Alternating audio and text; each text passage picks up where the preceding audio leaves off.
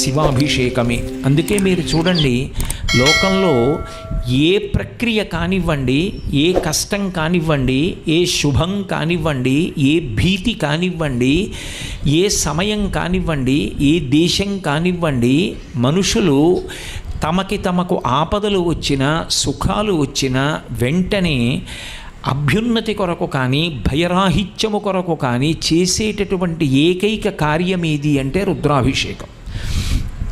పుట్టకూడిన నక్షత్రంలో బిడ్డ పుట్టాడు, రుద్రాభిషేకం చేసుకోండి. ఏమిటో ఈ మధ్య భయంగా ఉంటోంది, రుద్రాభిషేకం చేసుకోండి.